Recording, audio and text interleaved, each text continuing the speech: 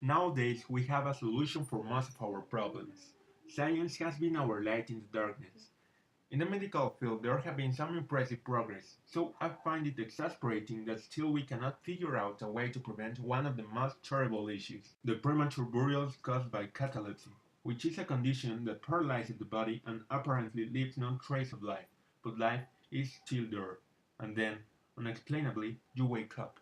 I could tell you every case of premature burial related to catalepsy I have heard, but I am going to tell you the two cases that popped into my mind right now. One of them happened no long time ago in the neighbor city of Baltimore. One of the most respectable citizens, a lawyer of eminence and a member of the Congress, was a happy man. He had a beautiful woman as a wife. They loved each other very dearly. And one day his love got sick. He took her to the hospital, and the doctors didn't find any vital sign. They buried her. 3 years had passed and the term of the interment had expired, so the lawyer went for the coffin. Surely he almost had a heart attack when he opened the door and saw the skeleton of his woman in a position that indicated she was still alive after her burial.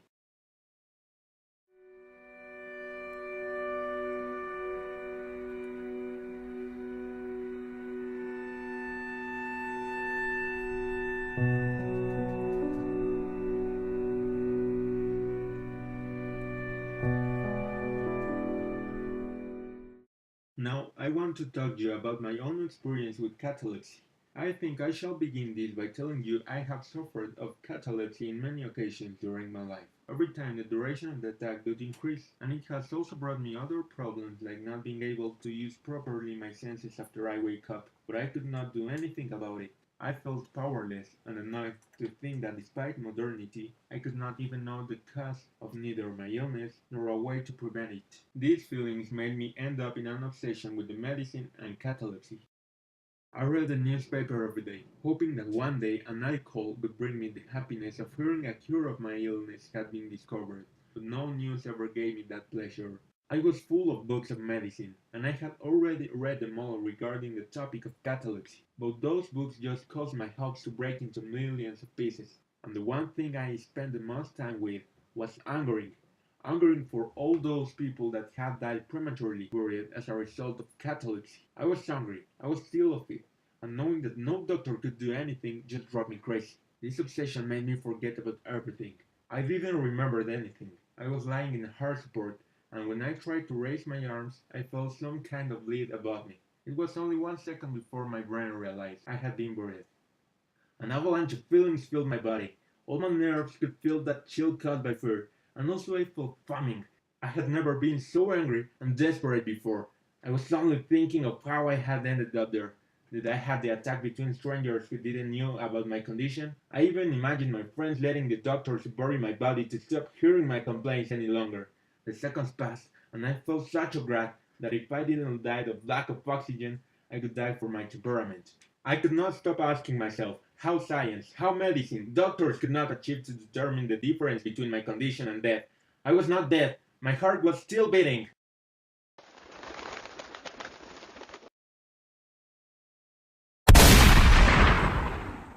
I was disoriented and very confused, and I needed some time to remember everything. But finally, I did.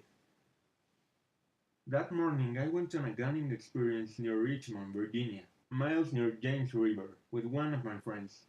We were in the goods, waiting for a prey, and then the storm broke free. We went to a sloop, looking for refuge. His crew received us politely, and showed us where we were going to sleep. It was a litter. I was going to sleep in the bottom bed, which had no mattress. This explained everything. The hardness of the supposed coffin was caused by the absence of mattress, and the lip was the bed upwards. The total darkness I perceived was a result of one of those problems I have with using my senses properly when waking up. In this case, it was the sense of the sight. All the time my imagination was a trick player to me, although I reacted myself and felt the same way as if I were really hypocrite, and so I learned things about me. I realized all that anger I had didn't let me progress. It anchored me into a state which could only bring despicable consequences, so I became a new man, a man with a path well defined. How interesting is humanity, sometimes opening more the wind. How innocent thinking it is to think it is going to heal it, but oh, how wrong we are. knowing the mind plays both parts, the good and the bad, affecting us, tricking us, eating us alive, interesting as humans themselves. What do you think?